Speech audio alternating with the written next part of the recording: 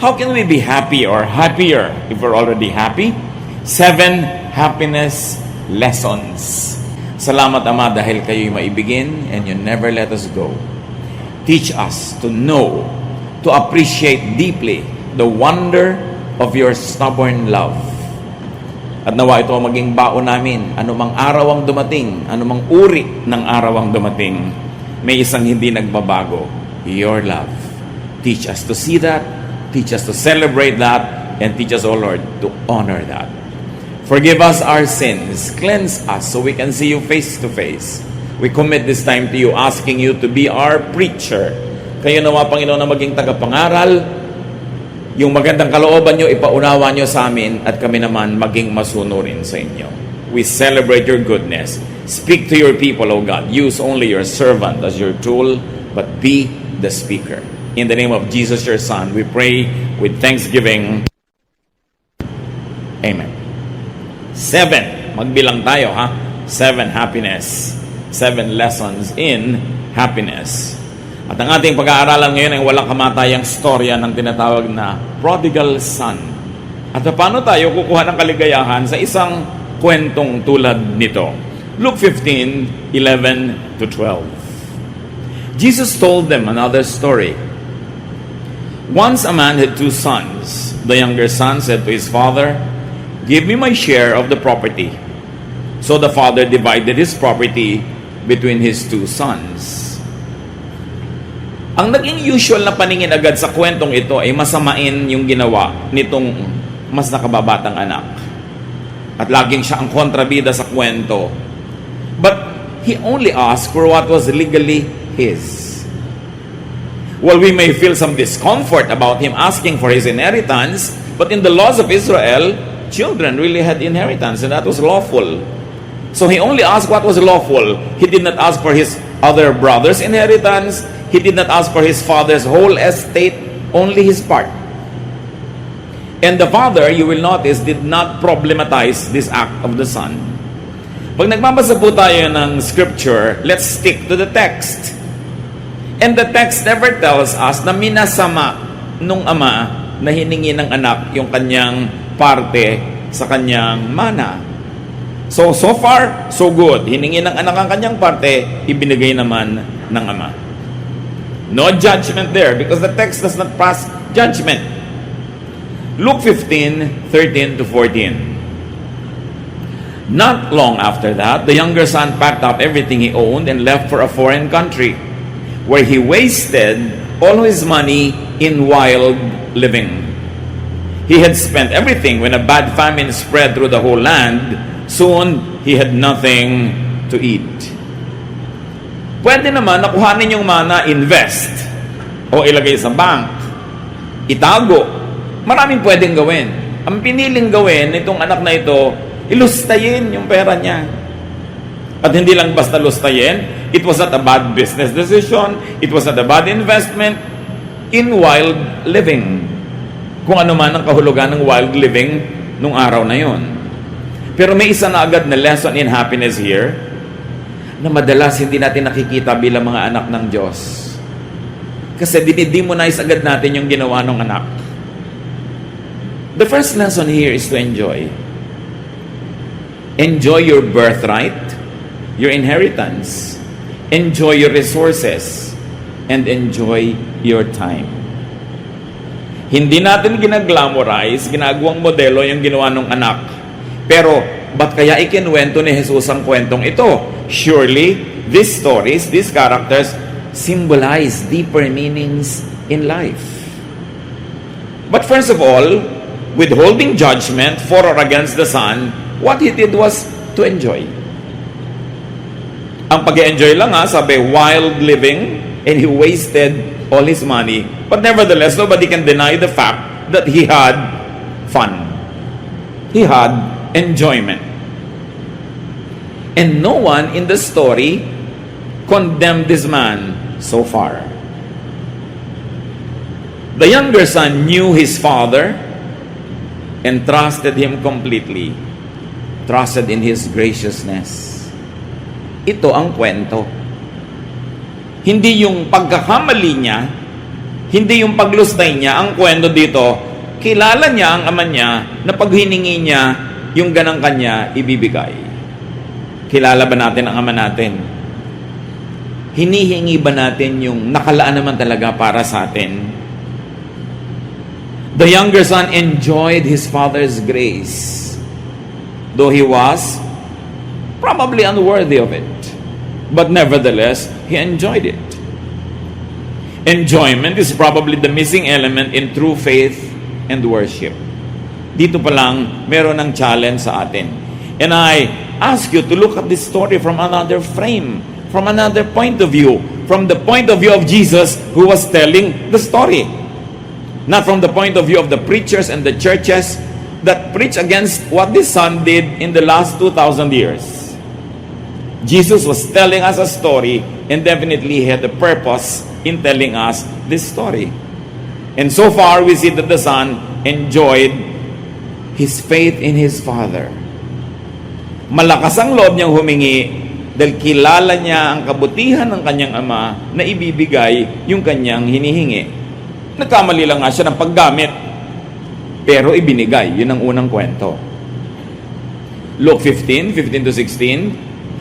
He went to work for a man in that country, and the man sent him out to take care of his pigs. He would have been glad to eat what the pigs were eating, but no one gave him a thing.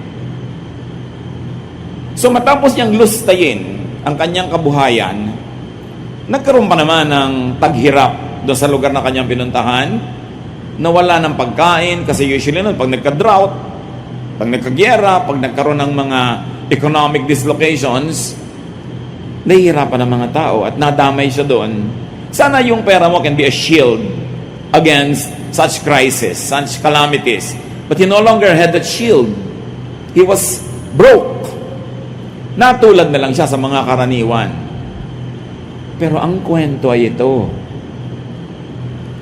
Mula sa bahay ng kanyang ama, ngayon ay nakisilong siya sa ibang bahay ng isang ngayon ay maituturing nating naging bagong ama niya sa kanyang kalagayan, yung kanyang employer, yung kanyang pinasukan. Now he was under the shadow of this house, this household, and this man's authority. At kitang-kita natin agad ang pagkakaiba ng dalawang tatay na ito. Yung tatay na nagbigay sa kanya ng hiningi niya, at itong tatay na to na nagtatrabaho na siya, hindi pa siya sinusweldohan ng tama. Ginugutom pa rin siya. Agad-agad merong ibig sabihin sa buhay natin. Minsan, umaalis tayo sa grasya ng Diyos at lumilipat tayo sa kung sino mang papa o mama o kung sino mang taong sinamahan natin, hindi naman tayo inaalagaan. Hindi naman tayo minamahal. So, lumungkot siya. Nagutom siya. Napapagod na nga siya, hindi pa siya nagkakaroon ng sukle, ng tamang sweldo. Di ba maraming ganyan? Umiibig sa hindi naman umiibig sa kanila. Naghahabol sa ayaw naman silang pansinin. Pinagsisiksikan ng mga sarili nila sa hindi naman nag-aalaga sa kanila. Nagiging unhappy. At kadalasan para mangyari pa yun, ang nilalayasan natin yung ama natin sa langit na mapagmahal at maibigin. Immediately, there are many lessons here on happiness. There is another father here, the unkind employer, the unkind father. You don't want this father. Immediately, the story is leaping out of the pages, telling you, you don't want this kind of arrangement. So, a lesson on happiness here, at least work to earn. Matapos siya maglustay, naging responsible naman siya. Naghanap siya ng trabaho. Hindi lang nga siya mapasweldohan ng tama. Work to earn your keep. You want to be happy in life? Pag wala kang pera, magtrabaho ka. Humanap ka ng hanap buhay. Lalo kung hindi ka na pwedeng umasa doon sa dating mapagbigay sa'yo dahil lumayo ka na o naubos mo na yung binigay niya sa'yo, huwag kang maghanap ng bagong magbibigay na naman. Work. Deserve your wages. And there's another lesson in happiness, brothers and sisters. It takes a certain amount of money to enjoy and to be happy. No matter how religious you are, kailangan may pera ka. Huwag mong linlangin ang sarili mo na mapapasaya ka ng iyong pagiging religyoso. You need a certain amount of money.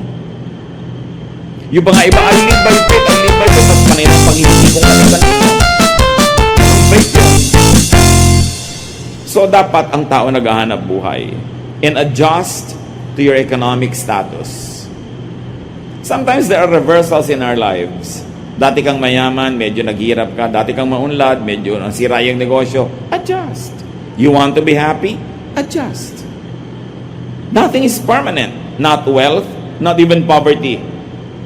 Not sickness, not health. Talagang gumugulong ang buhay. So kung nag-enjoy ka, enjoy it. Pag dumating na hindi enjoyable moment, bear with it. Adjust to be happy. Huwag ka dapat laging nagsasentimiento about past glory, about past wealth and past fame. Tapos na yon. Itong taong to nag-adjust. Nagtrabaho. Yung pinaka-nakaririmarin pa ng trabaho dahil nag-aalaga siya ng mga baboy, Jew siya. So sa kanila, kadiri-diri yon. But he wanted to earn his money and he wanted to have food in his stomach. Pero yung paman, kulang ang ibinabayad sa kanya. Ang storya dito, na laging pinaggigigilan ng iba, yung pagkakamali niya. I'll rather that the story is a comparison between two fathers. Two authorities. Two sources of blessings. Luke 15:17 to 19. Finally, he came to his senses and said, "My father's workers have plenty to eat, and here I am, starving to death. I will go to my father and say to him, Father, I have sinned against God in heaven and against you. Then I am no longer good enough to be called your son. Treat me like one of your workers." Itong taong to, kahit anong iba to sa kanya ng buhay, ang magiging ending, sasaya to. Kahit ang simula niya, ganun. Kala mo, ang sama-sama niya, hiningi niya yung kanyang mana, pagkatapos, nagpasasa siya, naghirap siya, pero nagtrabaho naman nung nawala ng pera. At ngayon na-realize ang kanyang pagkakamali, hindi na siya nangatwiran. Willing siyang tanggapin ang pagkakamali at willing siyang ituwid yun. Sabi niya, uuwi nga ako sa tatay ko, mas mabuti pa doon. Kahit itrato ako doon katulong, total katulong din lang ako dito, doon na lang, mas masagana pa. So sabi niya, iyan ang gagawin ko, tatanggapin ko ang pagkakamali ko at hindi na ako mag-e-expect ng dating treatment. Total nagkamali ako eh. Ito ang mabuting anak. Hindi yung hindi nagkakamali, kasi lahat naman nagkakamali. Pero yung nagkakamali, pero umaamin. Nagpapakumbaba at bumabalik kahit naglalayas. So identify the unkind and the ungracious employer of your life. The unkind and ungracious father that you seek shelter under his shadow. Identify unkind and ungracious shepherds that don't feed you but only use you, and go away from them to be happy. You see here the lessons? Analyze your situation and improve it. Any unhappiness is caused by a reason.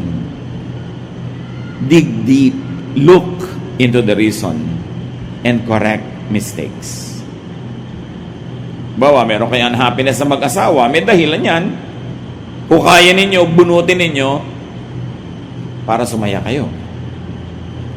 Meron ka unhappiness sa family, sa work, sa profession, sa romantic relationship, with yourself, laging may dahilan. Huwag mong itago sa sarili mo yung dahilan. Harapin mo siya. Bunutin mo siya. At kung kailangan magdusa ka sa paggawa nun, magdusa ka, may inaantay ka namang panahon ng paggaling, panahon ng restoration. Kesa wala kang hinihintay, tas hindi mo binabago ang sitwasyon mo na di naman maganda. Seek better conditions if you want to be happy. Huwag kayong tumanggap na lamang na para kayong walang kalaban-laban at walang choice. Seek better conditions and resign a bad-paying job. Tulad ng ginawa niya. Ang dami nagrereklamo, hindi masaya sa trabaho, edi umalis ka, maghanap ka iba. E paano po, mahirap naman maghanap. O di sige, diyan ka na lang, huwag ka na magreklamo. Hindi naman pwedeng sabay yan. Pero ginawa niya yung dapat niyang gawin. Ang laki ng risk. Kasi hindi niya alam ang magiging reaction ng father niya. Pero at least alam niyang tatanggapin siya kahit man lang katulong. Brother and sister, get out of a bad deal. Get out of an unfair relationship. Get your share of what the Father likes to give you. God wants you happy. Proverbs 6:5, free yourself like a gazelle from the hand of the hunter, like a bird from the snare of the fowler. Yan, utos yan, itinuturo sa mga taong naging garantor ng utang ng iba. Sabi, pag na-realize mo na naging garantor ka pala, alam mo ba na hindi ka malaya? Kasi pag hindi siya nakabayad, ikaw ang mapapahamak. So, huwag kang magpahinga, huwag kang matulog hanggang hindi mo nababawi ang pagiging garantor mo. Free yourself like a gazelle. Alam niyo yung mga gazelle, yung mga hayop na may mga sungay, na yung sungay nila kuminsan, sumasabit sa mga tinik, sa mga siit. Pag hindi nila napawalan yung sarili nila doon, pag may dumating na hunter o pag may dumating na ibang hayop, kayang-kaya silang kainin. Kaya sabi, yan ang sitwasyon mo if you are committed to something very bad. Get out of that commitment para maging malaya ka. Sasabihin ng iba, paano naman po ako lalaya sa husband ko na ng babae, hindi tumutulong sa akin, hindi ako sinusustentuhan, di ba, kasal po kami. Yes, hindi ko sinasabing tanggalin mo yung pagkakakasal nyo, pero maghanap buhay ka. Para pagka hindi ka niya sinusustentuhan, hindi ka nakaaasa. Gusto mo maging malaya, at least kung hindi ka malaya legally from that marriage, malaya ka financially. Hindi yung kahit ano na lang ang ibato sa'yo, tatanggapin mo dahil wala kang hanap buhay. Kailangan maghanap buhay ang tao. Tulad ng ginawa nitong lalaking ito, kahit taga-alaga ng baboy, kailangan meron siyang kitain para siya may kainin. Some people get into very bad marriages, really. But what do? At least you minimize the impact of a bad relationship. At least be economically independent. Gumawa ka ng paraan, hindi madali, pero lalong mahirap na umaasa ka, alam mong harap-harapan na hindi ka na iginagalang, wala ka lang magawa dahil economically dependent ka. So, learn from this man. It was difficult, but earn your keep and free yourself. Back to the story. Luke 15:20. The younger son got up and started back to his father. But then when he was still a long way off, his father saw him and felt sorry for him. He ran to his son and hugged and kissed him. Ine-expect niya siguro pagagalitan siya. Ang istorya talaga dito, hindi yung anak, hindi yung pagkakamali niya. Ang kwento dito tungkol doon sa ama. Kung anong uri ng ama siya. Dahil siya yung ama natin sa langit, only represented in the story by this father. So, lesson on happiness: love those you love in spite of their antics. Learn from this father. Alam niya, hindi naman napakaganda ng ginawa ng anak niya. Nadagdagan pa ng pagkakamali. Nadagdagan pa ng failure. Pero nung umuwi, ang una niya isinalubong, love. Hindi sermon. Alam niyo yung umuwi, nagpapakumbaba, tumatanggap ng pagkakamali. Sermon ang pinakahuling kailangan nun. Dahil yung pag-uwi lang niya, pagpapakumbaba niya, daig pa niya ang nasermonan mula ulo hanggang paa. Hindi na kailangan ng additional sermon. Love your children. Love your wife. Love your husband. Love whoever needs your love. Love especially your family. And express that love. Hindi yung naaawa ka na, ayaw mo pang ipahalata dahil tinuturuan mo siya ng leksyon. Itong example na to ng tatay na ang supreme example, because this is God being represented. Do not withhold love. Kumisan sa pagmamatigas mo, sa kagustuhan mo magturo ng leksyon, nagtitigas-tigasan ka, pero actually, naaawa ka rin naman, gusto mong mahalin. Mahalin mo na lang. Yun ang kwento ni Jesus. It is love that empowers. It is love that lifts us up. And it is the Father's love that gives us the security that we all need. Nagulat siguro yung anak. Niyakap siya, amoy baboy siya. Gusgusin. Umalis siguro ang gwapo-gwapo, pagbalik na yagit ang dating. Ang salubong ng ama, yakap. Hindi, ano? Diba? Ganun usually ang gusto mong salubong. Luke 15:21. The son said, Father, I have sinned against God in heaven and against you. I am no longer good enough to be called your son. Realistic tong anak. Sinasabi niya, hindi na po ako bagay sa kanyang treatment. Kahit katulong na lang, ipagpapasalamat ko na. Deserve ko naman eh.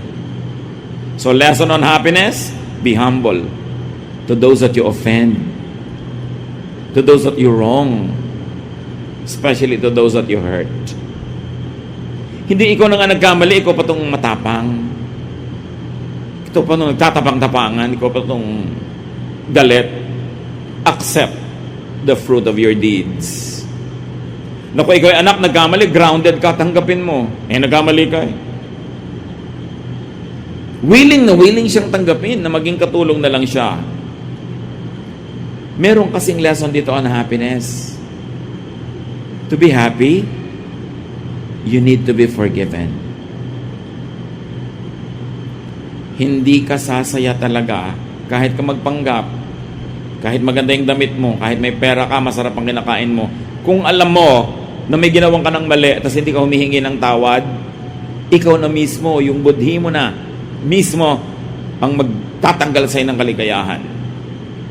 You can be noisy, you can be loud, but you can never really be happy because you need to be forgiven. Relationships have to be stored for people to be happy. To be happy, you need to be restored. So huwag magmatigas, huwag mabuhay sa mali. Basta naggising, nagkaroon ng kaliwanagan agad, natauhan, tanggapin agad, bumalik, magpakumbaba. What did we get from the Son? A self-confession. It was not extracted or forced from Him. Hindi na natin kailangang pilipitin ang taong tumatanggap na nga ng mali. Kuminsan, hindi naman malakas ang loob na magsabing diretsong I'm sorry, pero dinalang ka naman ng pakwan, yun na yun. Ginawang ka ng kape, inalo kang kumain, yun na yun, kunin mo na lang yung essence, huwag mo na siyang antaying lumuhod pa, magsabi pa ng I'm sorry. Marami namang paraan ng pagsasabi nun eh. At hindi lahat ng tao kayang diretsahan na sabihin yun. Meron silang ibang paraan ng pagpapahiwatig. Appreciatein na natin yun. At padaliin natin para sa kanila ang paghingi ng tawad. Huwag na tayong masyadong maging unreachable. Para pare-parehong masaya. Because to be happy, you not only need to be forgiven when you are the wrongdoer, you need to forgive. Bawat galit mo, lalo sa mahal mo sa buhay, nagpapalungkot yun sa'yo. At kuminsan, hindi mo yun masyadong nare-realize, hindi mo lang alam kung ba't hindi ka masaya, bakit may kulang. Ang kulang pala pagpapatawad. Remember, nagpatawad yung ama kahit hindi humihingi ng tawad yung anak. Matalinong ama. Paano nga naman kung paglapit hindi naman humingi ng tawad? Alam ba naman ng ama yung purpose ng anak sa pagbalik? Bumalik na gusgusin, bumalik na mabaho. Paano ka sasabihin pala nun? Dagdagan nyo pa yung binigay nyo sa akin. Kulang. Hindi naman alam ng ama eh. Pero inunahan niya yung anak niya, pinatawad niya agad. Pinadali niya yung pagpapatawaran. Padaliin nyo na lang. Lalo't anak nyo, magulang nyo, kapatid nyo. Mahirap naman na magpanggap tayong baliwala sa atin na may mga broken relationships. Hindi yun totoo. Iniinda natin yun. Tanggapin na lang. Paluwagin, padaliin ang buhay. So habang nagpo-protest pa yung anak niya sa ibinibigay na VIP treatment, nakinig ba yung tatay? Sinabi mo, kita mo na, sabi ko sa'yo. Walang ganon. Luke 15:22-24. But his father said to the servants, hurry and bring the best clothes and put it on him. Give him a ring to his finger and sandals for his feet. get the best calf and prepare it so we can eat and celebrate. This son of mine was dead, but has now come back to life. He was lost and has now been found. And they began to celebrate. Grabe yung mga symbols. The best clothes, which means you have a very high status. A ring, which means you are a prince of the kingdom or of the house. Sandals, which means you are a master, because the servants never wore anything on their feet. Diba?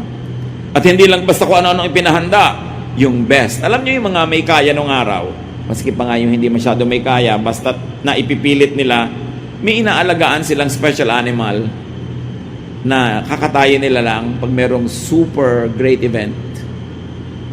Parang sa Europe, ang mga pamilya may itinatagong wine, very good wine, excellent wine, na pag dumating yung pinaka-esteemed guest nila, yun ang ilalabas. May ganon. Yun ang ipinalabas ng ama. The best reception for this son. How to be happy? Love lavishly. Magpakaluho-luho-luho kayo sa pagmamahal. The best lahat ang inilabas. And the point is, hindi naman deserving yung bibigyan. Hindi ka naman nagbibigay dahil deserving siya eh. Nagbibigay ka dahil loving ka. It's you, not the other person. Kaya masaya tong tatay na to. Natuwa siya, hindi niya ikinubli. Nag-celebrate sila, extreme. So love lavishly and love people more than things. Hindi niya sabing, etong nagastos mo. O ayun, alam mo kung magkano tong ring na to, magkano tong binibigay ko na naman sa yung sandals. No. Sa tatay, lahat ng yon baliwala compared sa pagpapasaya niya sa kanyang anak at sa kanyang sarili. Kasi nahihirapan din naman yung loob niya na magkalayo sila. Mas masayang magmahal kaysa laging mag-moralize. Laging magbigay ng lesson, ng disiplina, ng parusa. Yung mga bahay na sobra ang discipline, panglabas lang yung ganda nun, pero hindi yun masaya. Aminin. Kung minsan nga sobrang disiplina, hindi mo alam kung palabas sa kapitbahay para walang masabi ang kapitbahay, pero masaya ba? Si Jesus ang nagkwento, dapat pansinin yung mensahe. Remember, this father represents God. This father represents the God many believers do not know or appreciate up to now. They focus on the sin of the son and not on the grace of the father, which is the real story. Tingnan natin ngayon kung bakit gano'n ang pananaw ng iba sa Diyos. Kasi yung isang anak, gano'n ang pananaw niya sa tatay niya. Luke 15:25 to 32. The older son had been out in the field. But when he came near the house, he heard the music and dancing. So he called one of the servants over and asked, "What's going on here?" The servant answered, "Your brother has come home safe and sound, and your father ordered us to kill the best calf." The older brother got so angry, and he would not even go into the house. His father came out and begged him to go in. But he said to his father, "For years, I have worked for you like a slave, and have always obeyed you. But you have never even given me a little goat, so that I could have a dinner with my friends. This other son of yours wasted your money on prostitutes, and now he has come home, and you order the best calf to be killed for a feast." Ito yung relihiyosong anak. Laging correct, laging proper, laging galit, ayaw sumali sa sayawan, sa music, napaka-separatist. Ganon siya dahil hindi niya kilala ang ama niya. Akala niya kailangan niya lagi mag-sacrifice para matuwa ang tatay niya. Kailangan niyang timpiin ang mga kaligayahan niya. Kailangan niya lagi magtipid. Kailangan niya laging sikilin ang kanyang nadarama, pati ang gusto niyang kasiyahan. Pero, Nagustuhan ba ng tatay niya yung ganun? Kitang-kita niya sa trato. Ginad siya agad ang kapatid niya. Sabi niya, he wasted his money on prostitutes. The verses never told us that he did that. Sabi lang, wild living. Pero meron na sa agad na buong ideya kung anong ginawa ng kapatid niya. At ginudge na niya, ito yung mga relihiyosong tao. Laging nasa simbahan. Laging correct ang damit. Laging tama ang behavior. Pero judgmental. Pero hindi nag-e-enjoy sa buhay kasi hindi nila kilala ang Diyos. Akala nila ayaw sila ng Diyos na mag-enjoy.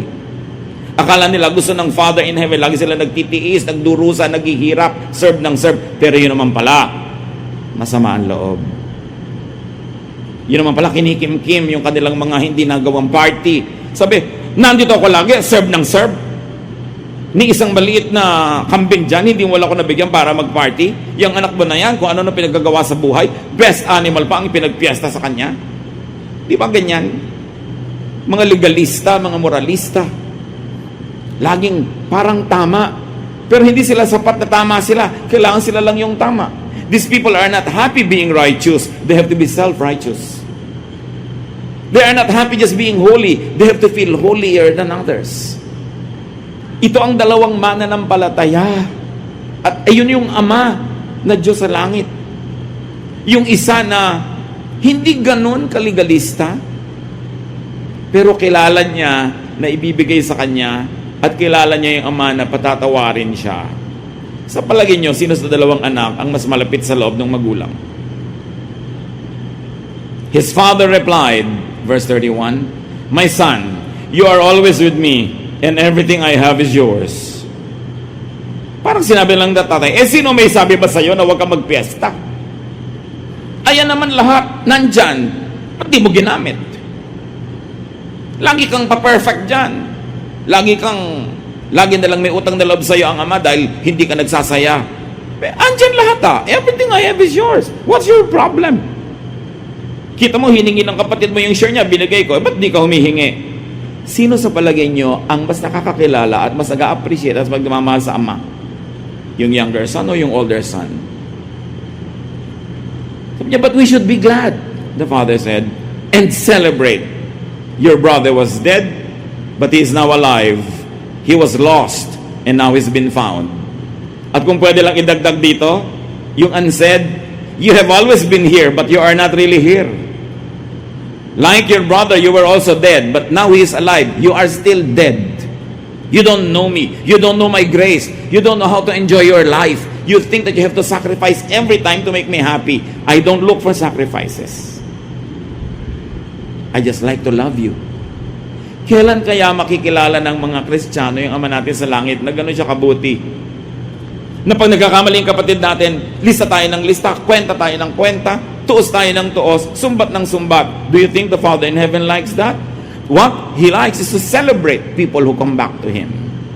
He likes to be gracious and is lavish, OA, ang pagmamahal niya.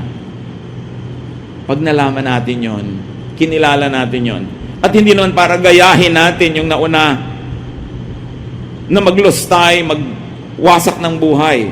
Yung extreme ang ginawang example para wala na kayong pwedeng gawin pang uri ng pamumuhay na pwede nyo sabihin, ito, hindi na ako matatanggap ng Ama. The Father accepts us. His stubborn love never lets us go, though we go away. Yung relasyon natin sa Ama, hindi minemaintain ng ating performance. Minemaintain nyo ng kanyang love. Kahit bumagsak yung performance mo. Nawa, huwag mong sadyang ibagsak. Pero kung bumagsak, bumalik ka. Meron ba, ayoko po mag-church, sa kakaya sa Diyos, marami kong kasalanan. Lalo niya gusto mag-church ka. Bakit po yung makasalanan na babae na yan, pinapakanta nyo sa choir? Anong gusto mong gawin? Itapon natin para mabulok na siya sa kasalanan niya. Kung ang mga yung bumabalik, nandiyan, pinagsaserve niya. Ba't hindi mo pagsaserven? Ang ayaw nun, yung older brother. At sa church, maraming older brother. Pastor, bakit po yung makasalanan na yan, nandiyan sa ministry? Ba't ikaw, wala ka makasalanan? Laging tinutus, kinukwenta yung iba. Measure people not by your own measurement, but by God's love. Minsan yung iba, 30 taon, 50 taon na nagba-Bible study, hindi pa to naiintindihan. Hindi pa nakikilala yung ama, tapos ang yabang-yabang, do you know God? Do you know God? You must know God before you die. Yung ganun ng ganun, pero do you really know God? Kung ang alam mo sa Diyos, yung pag nagagalit lagi, papataba ka ng kidlat, bibiyakin yung lupa, kakainin ka ng lupa, bibigyan ka ng sakit, pagdurusa, hindi mo kilala ang Diyos. Yun yung other father. Yung naging employer na nagtatrabaho ka na ayaw ka pa sweldohan. That is not our God. Be happier. Know your Father in heaven. Beyond what the older brother likes you to see. Sa kanya dapat i-deserve mo lahat. Dapat maging deacon ka, i-deserve mo yan. Kakanta ka, tutugtog ka, i-deserve yan. No one deserves the goodness of God. Because our best deeds are just like filthy rags. Ang pinakamabubuti nating gawa ay para lang basahan kung ikukumpara sa kaluwalhatian ng Diyos. Nobody is good enough. And the Bible is clear, no one is righteous. Not even one. Not even that older brother. Not even the conservative religious person. Lahat tayo may buntot, kanya-kanya lang hila. So dapat tigilan yung judgment, tigilan yung pagko-compare, and just enjoy God's love. Enjoy being in the house of God. So, to be happy, do not hold grudges. Do not be bitter against people who enjoy themselves. Kung magalit na galit itong lalaking ito sa kapatid niya, hindi naman yung parte niya ang hiningi. Hindi naman yung parte ng tatay niya, kasi mayaman pa rin yung tatay niya. Ang hiningi naman niya, yung kanya. Kapag nagkagalit itong kapatid, inggit. Marami rin mga religious people, inggit sa mga tao who have fun. Na ginadjudge nila. Tuwang ka pa sila, you will boil in hell. Ang saya-saya nila, dahil sa impyerno yung iba. Pag nagkasakit, kita mo na, parusay rin yun. Hindi kilala ang masarap. To be happy, brothers and sisters, do what is good, but do not sacrifice needlessly. God is not impressed with sacrifice. God is impressed with humility. With a broken and contrite heart. Hindi nagmawalaki. Tumatanggap ng kamalian. Like a great lesson here is forget and have your own fun and happiness. Hindi tulad nitong isang older brother. Meron namang resources, hindi nag-enjoy. Siya patuloy na sa pagsabihan, bakit? Andito ka naman everything I have is yours. Sino ba may sabing, huwag kang mag-party? Enjoy your privileges. And as children of God, we have a lot. Do not imitate the excesses of the younger son, of course. But remember, the father did not raise an issue against the younger son. Kahit ano bang ginawa ng anak ngayon, hindi niya kayang ubusin yung pagmamahal at kayamanan ng kanyang ama sa langit. Si Jesus ang nagkukwento. Anong uri ng ama sa langit ang gusto ni Jesus na makilala natin? Yung amang mabait, magbigay, pagpatawa. The younger son actually had his faith and hated. Mapalad. Kasi mabait ang magulang. Hindi dahil deserve niya. This is the Father's grace. And this is the story. The story is not the mistake of the younger son. The story is the endless love of the Father. Focus on that. And the lesson is of course for fathers to be grateful. Mga panagkakanan, be grateful to the love and express it. Hindi ko muna tayo parang nabawasan yung pagkakasyo o pagkalalaki sa mabait. Ito yung supreme example. The lesson is for fathers to be gracious, not for younger sons to be abusive. Don't get that wrong. What he did was wrong, but that's not the story. Because it's not a story, because all of us do wrong. So what's the story there? Nothing special. Everyone is a sinner. Everyone has mistakes. But the story is that the father never lets go. The lesson is for fathers to be gracious, not for older sons to sacrifice, then bear grudges.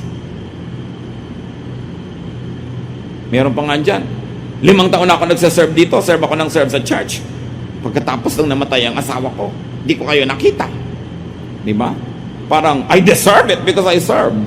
It's our privilege to serve God. And if people can be nice to us, if they have the time, if they have the opportunity, good. But if they don't have that, wala kaya tayong karapatang manumbat. Because we can never outserve God. Walang tampo-tampo. Ang tagal-tagal ko na dito, tapos nung i-dedicate ang tricycle namin, hindi naman nakarating si pastor. Diba? Yung may mga tampo-tampo, walang ganyan-ganyan. Because lahat tayo nagtutulong-tulungan. Kasi lagi ka lang magagalit. May dumataang hangin, pinagdaramdam mo.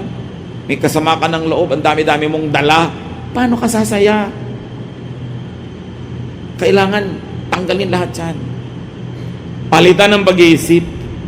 Sabi ng Romans 12:2, be changed by the renewing of your mind. So kung hindi ka masaya, hindi ka pinagkakaisahan ng lahat ng planeta. Hindi ka lang masayahin.